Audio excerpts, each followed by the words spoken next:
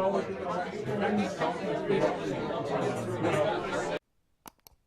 y'all, it's your Manila Queen Asia here with the Pink Parlettes TV, and I have a guest, a special guest today.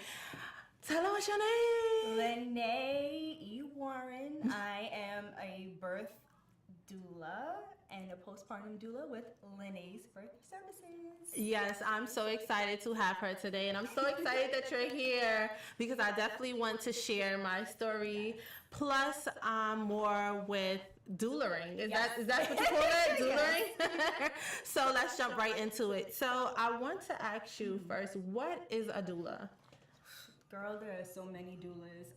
We have abortion doulas, end of life doulas. We have postpartum doulas, miscarriage doulas. So it really just depends on whatever doula that a mom or dad is looking for. That's cool. So what is a birth doula? Okay, so a birth doula, we basically help a mom and dad through pregnancy, birth, and postpartum. There are some doulas who just do birth only. There are some doulas who do birth and postpartum. A doula like me, I do pregnancy, birth, and postpartum. Okay, so for you, Lene, what made you want to be a doula? Ooh, girl. Well, technically, because you gotta be technical. Right. I've been in the field since I was a young girl. Wow. My teens. Wow. My best friend and I at the time, we used to watch like A Birth Story with the TLC stuff, and we would watch it. But I found myself watching it without her, like at my house, and my mother even joked around because she walked past my room and I was watching it. And mind you, I'm sitting on the bed like this, like all engrossed.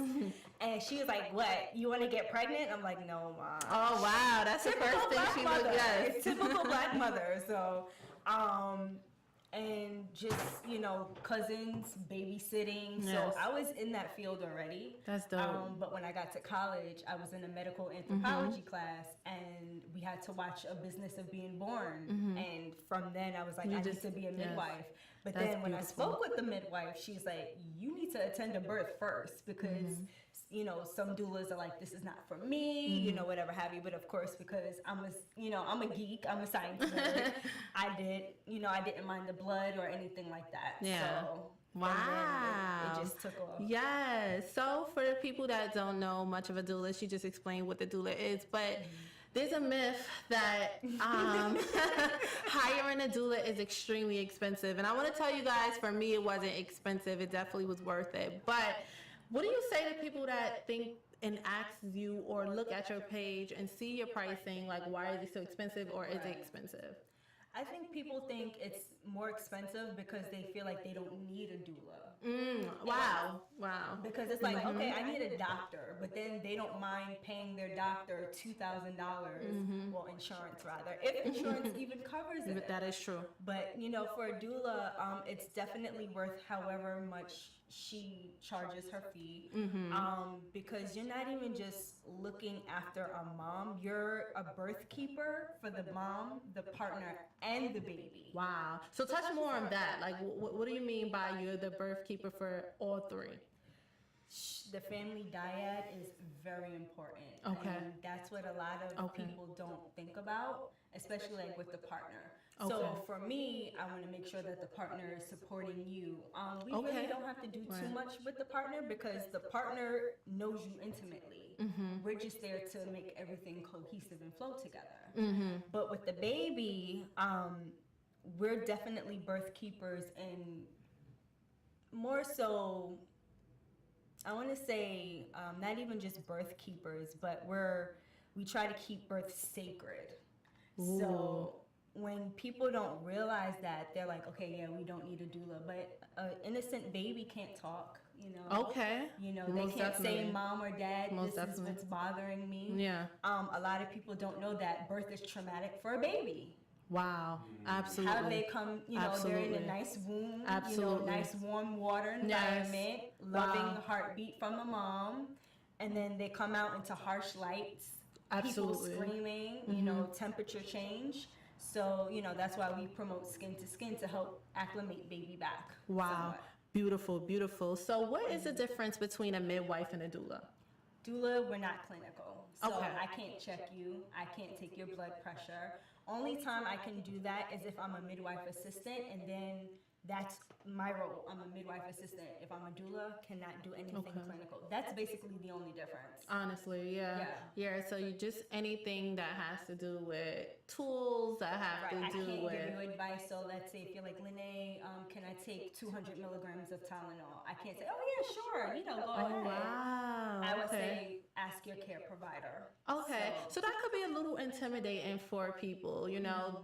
A lot of times, especially with me, my experience with Lene, in that birth experience, wanted her to make decisions for me, but doulas are really gun-ho on, I cannot make decisions for you. Right. I'm just more supportive. So how do you deal with moms that want you to make decisions for them at that moment, but it's just like, yeah, because I'm sure you go through it. Yeah, I'm sure you go through it. And they looking at you like, Lene, let me know what's up. Yeah. This is why communication beforehand is important.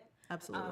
I try to prepare them as much as possible. Of course, we can't predict too much of what's going to happen during birth. Right. But if I give you the tools, if I help you advocate for yourself, that's the thing, because I need my clients to know what type of birth they want. Right. I need them to know this is the interventions that can occur during birth. Right. So if I'm preparing you and you're still like, I don't know, then you weren't in tune at all during your pregnancy. You and your partner didn't communicate at all during your pregnancy. Okay, wow, that's very important. And do you think is a time frame in which I should hire a birthing doula? Because for the most part, for me, I hired you a little late. I think I was about 7 months.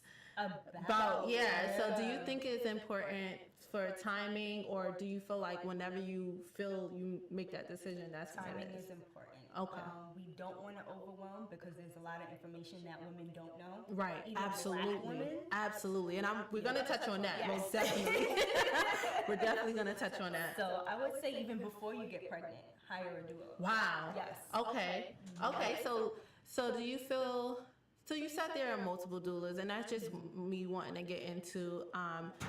You don't have to be pregnant to want a doula. I mean, well, you don't have to be pregnant at that time, right? As I said, to hire a doula. Is it called prepartum? Like, what do you think? Like, people, is there a word? Oh, fertility doula. Or preconception doulas. So what would you do in that instance if I hit you up and be like, hey, I want to get pregnant and I'm not pregnant, but how could you help me? Right. So we would help you track your period. We would see where you lie. We will also use the partner too, because sometimes it may not even be the woman. Absolutely. Yes. Speak on it. Yeah, speak on it. We would talk about nutrition. We would talk about if you're exercising. We would talk about, have you seen a doctor yet, to make sure both of you are at your best health. Okay. And that's important, because some moms may have underlying conditions they don't even know about. Absolutely. And then that plays on through pregnancy. You know, we saw with Erica Garner, she actually had